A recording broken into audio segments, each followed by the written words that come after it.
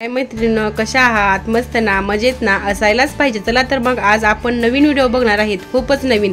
रोज आपण शेतातले व्हिडिओ बघतो, पण आज तसं नाही. आपण आज घरातील पूजाच बघणार आहोत. आमच्या मुलीनं स्वामींचं व्रत केलंय, त्यानं माझी भाचीच लागते. मग म्हणलं की चला मग हा व्हिडिओ घेऊया आपण, जरा आज काहीतरी नवीन मैत्रिणीला बघायला. मग रोज पण शेतातलं बघून बघून तुम्हाला पण बोर होतं ना. चला मग आज देवाची भक्ती केलेली स्वामींची बघूया आपण. मग बघा तर मग किती छान अशी सुंदर अशी पूजा मांडलेली आहे बघा. स्वामींना पण म्हणजे टोप वगैरे घातला आहे बघा. प्लसची पण पूजा केलेली आहे बघा. व झेंडूची फुले आहेत व गुलाबाची पण फुले ठेवलेली आहेत. नैवेद्यासाठी पेढा पण आहे बघा. असं सुंदर असं वाटायला लागले फुले ठेवल्यामुळे. आणि प्रत्येक ह्याच्यात ह्यांनी तुळशीचं पान ठेवलेलं आहे, कारण तुळशीचं पान ठेवलं ना सगळं काही पवित्र असतं ना, त्याच्यामुळे तुळशीचं पण पान ठेवले बघा. आणि फळांची पण पूजा केली. आणि खास करून मैत्रिणीनं हे आमच्या दिदीला का नाही रांगोळ्या भरपूर छान येतात बघा, म्हणून तिनं बघा स्वामींचं पण असं चित्र काढलेलं आहे बघा. आणि किती छान असं दिसते बघा. खरोखरच वाटतात की स्वामी इथं प्रकट झालेत काय की बघा असं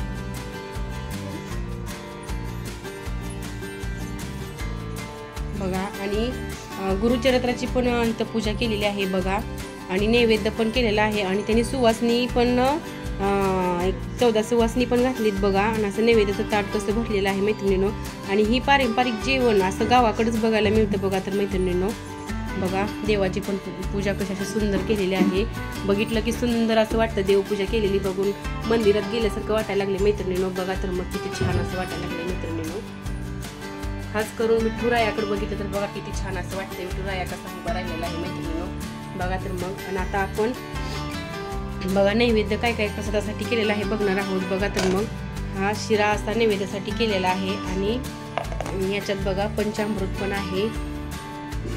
आणि आपण दीदीला विचारणार आहोत की आता तिनं किती दिवसाचं पारायण केलं. दीदी किती दिवसाचं पारायण केलं तू? 7 दिवसाचं. म्हणजे याला काय नियम अटी काय आहेत का? म्हणजे काय हे पळावं लागतं ते पळावं लागतं काय? नियम आहे. 7 दिवसाचं पारायण होतं. ते 52 अध्याय आहेत. आणि नियम काय, कांदा लसूण खायचा नाही, गादीवर झोपायचं नाही, कोणाच्या घरचं खायचं नाही. हा, दिवसभर उपवास करायचा. दिवसभर उपवास करायचा.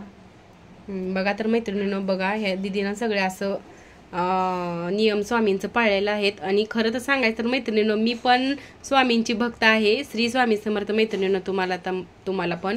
बघा तर मग किती छान वाटायला लागलेलं आहे. आणि ह्या दीदीच्या इच्छा आकांक्षा सर्व स्वामीच्या कृपेनं पूर्ण व्हाव्यात असं मला वाटते मैत्रिणींनो. आणि तुम्हाला हा व्हिडिओ आमचा कसा वाटतोय कमेंटमध्ये नक्की सांगा. व आमच्या चॅनलला सबस्क्राईब व लाईक करायला विसरू नका.